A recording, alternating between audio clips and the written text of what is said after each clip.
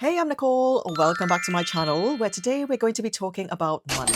Specifically, how much money I have made from all of my social platforms, including YouTube, Instagram, Substack, and Facebook over the past 3 months. I'm sharing this video because I really appreciate when other creators are transparent about the amount of money they're making. I think it's just useful for us all to know. So I'm sharing mine in the hope that it is of some use and insight to you. Now, before we get into the numbers, and I know it's super annoying when people do this in these types of videos. I know you want to get to the numbers, but there is some background information that I think would be useful to know before we get into the numbers. And I say this because each creator approaching a multi-platform content strategy will be coming at it from very different points of view, very different levels, and very different jumping off points. Just so you have a little bit of history of where I have come from with all of this. My content journey started on Instagram. Instagram was the first social media platform that I started taking seriously from a more professional standpoint. For about 5 years, Instagram was the only platform that I was really posting on regularly. Over the years I'd been on Instagram, I would have some of my followers DMing me from time to time going, "Oh, have you thought about YouTube? Have you thought about YouTube?" And I didn't really start to take YouTube seriously until just over a year ago. I was posting very sporadically. I was just really dipping a toe in the water, making a couple of long form videos, seeing what the reaction was. Long story short, I was not setting the world on fire with my YouTube videos. Despite having a following of over 200,000 on Instagram, my hard lesson was that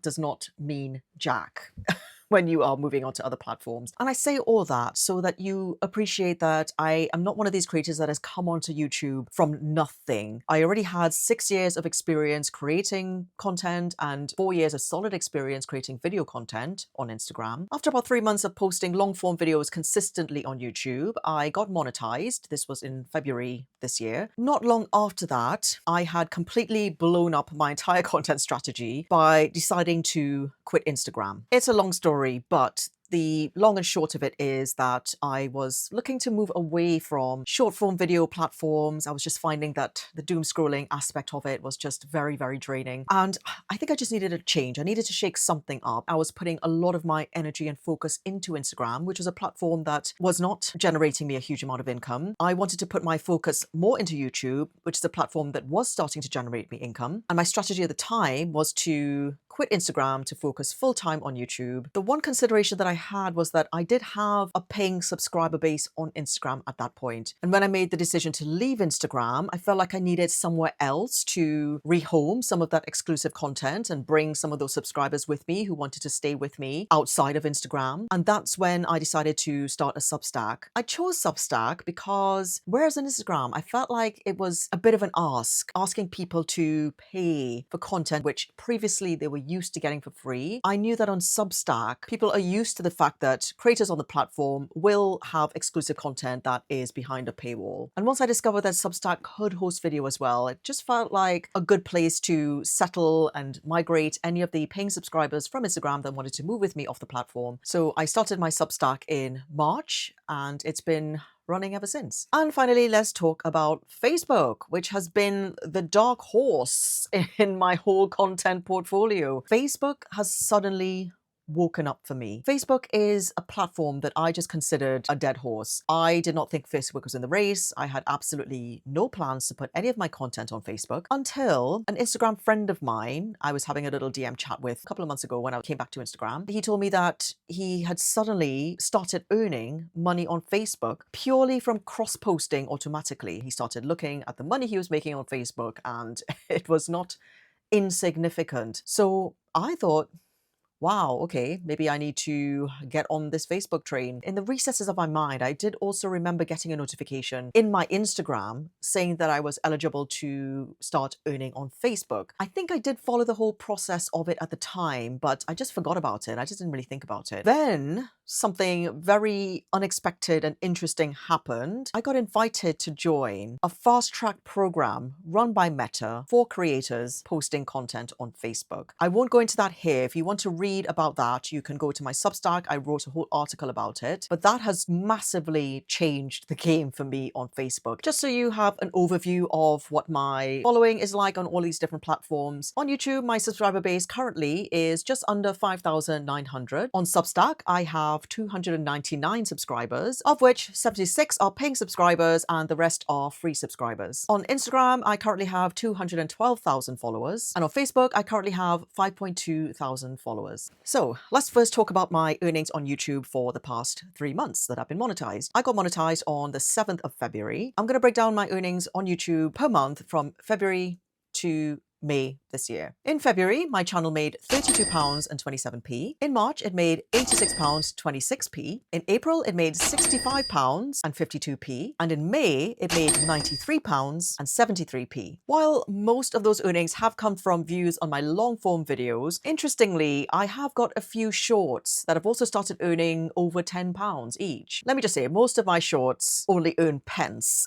But I do have 2 shorts that I posted over the past month that have both earned over £10 each. So that's one element of my YouTube strategy that I am going to put a bit more focus into as we go into the next 3 months, is just posting more consistently on YouTube Shorts, because I've got a whole back catalogue of short form content. I might as well just repurpose it on YouTube and just earn some revenue from it as well. The next platform I'm going to share my earnings from over the past 3 months is Substack. I created my Substack account in March. Bear in mind that almost all of the subscriptions that I got on my Substack when I first started the account was from my subscribers on Instagram. So these are not new people that just discovered me on Substack. These are people that have known me from Instagram and paying to subscribe to me on Instagram, and were now moving with me to Substack. So if the numbers look a little bit skewed, it's because of that. I think if I started a Substack fresh, I know for sure this is not the experience I would have had. So let's get into the figures for my Substack. These are net figures. So these are figures that are net of Substack's platform fee, as well as the processing fee that Stripe, which is the payment processor that Substack uses, minus their platform fee as well. In my first month of being on Substack, which was March, my Substack generated £639.59p. I will put a little asterisk here and say that a huge proportion of that was subscribers paying for a year in advance. On Substack, you can either pay monthly or you can pay for a year in advance. I had a large amount of my subscribers that came from Instagram to Substack paying for a year in advance. So that's why it's so heavily skewed and looks very impressive, but that's not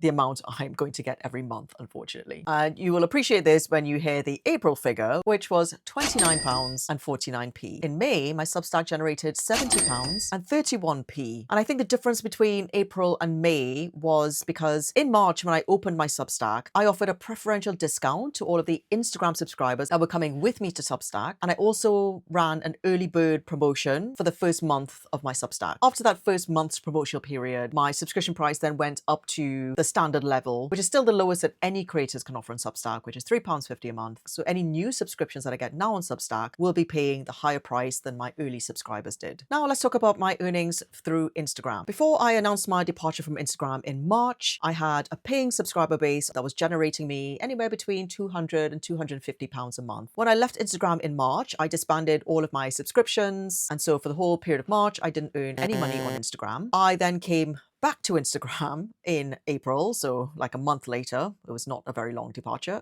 in the end, but I didn't resume any subscriptions on Instagram until May. The way I'm running my exclusive content on Instagram now is not via the Instagram app itself. I'm not running subscriptions in the app itself anymore, just because the in-app fee is actually quite hefty. The Apple App Store or Google Play take a 30% cut of any in-app purchases, which Instagram subscriptions is. So for every 99p subscription that I get on Instagram, I was only getting less than 70p. So what I decided to do was set up an alternative system where I offer memberships on a website called Buy Me a Coffee. So people sign up for memberships on my Buy Me a Coffee, and then I manually add them to my close friends list on Instagram. That is the way I currently run my exclusive subscriber community on Instagram. The analytics and reporting for Buy Me a Coffee in terms of earnings is not brilliant, I have to say. The reports aren't as detailed compared to other platforms that use Stripe, where I get a lot more detailed information. Substack is one, my website is another one. My website runs Stripe, and I get a lot more information about the gross amount I've taken, the fees, and the net amount that they're paying me. On Buy Me a Coffee, I don't get all of that breakdown. So the figures I'm going to give you for my Instagram subscriptions and the money I'm making from Instagram is the gross figure. So this is gross of platform fees. The amount I will actually get is obviously going to be less than that. Currently, my memberships and my subscriptions on Instagram are £1 a month. And in May, that generated me a gross income of £58. And finally, let's talk about Facebook. I have started earning on Facebook. My earnings for May, which is the first month that I will be receiving a payment from Meta for views on my Facebook Reels, was around £26.60. Now, that is obviously not a super impressive figure. However, when I do this video again in 3 months' time, you will see a huge leap in my Facebook earnings between May and June. And again, if you want to know the whole juicy details of how all of that came about, you can find that in my Substack article that I wrote about it, and I will link it in the video description. If I tot up how much each platform generated over the past 4 months and look at the average that's generated per month, it comes out somewhere around £275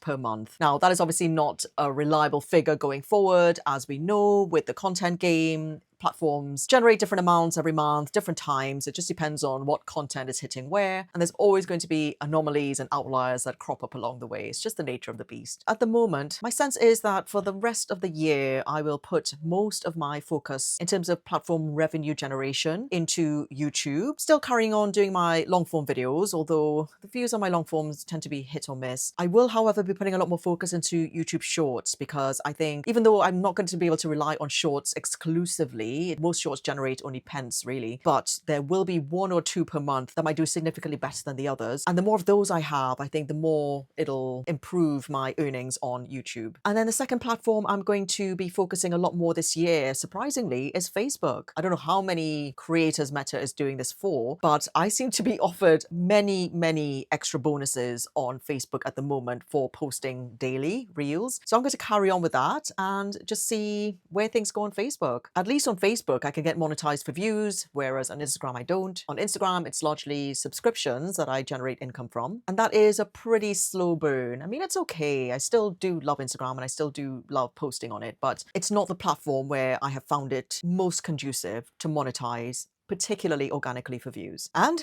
that's it. That is my earnings picture across 4 of the different social platforms that I'm currently actively posting on. I'll maybe put out another video in 3 months' time and we can compare how the next 3 months goes with how these past 3 months have gone. I hope you found this video useful, and if you did, I would love for you to drop me a comment and let me know. And also any other aspects of content creation that you would like me to talk about in a future video. Thank you so much for watching. I'll see you in the next video.